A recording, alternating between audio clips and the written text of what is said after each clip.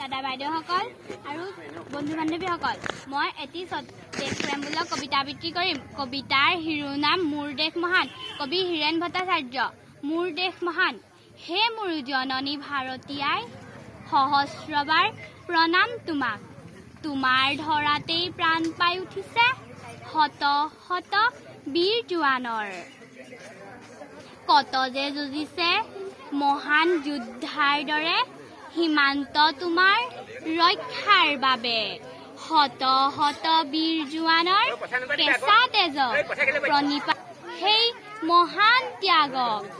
স্বাধীন দেশৰ আমি সৎ নাগৰিক, জিলিকাম দেশৰ নাম পৃথিৱীৰ বুৰঞ্জীত।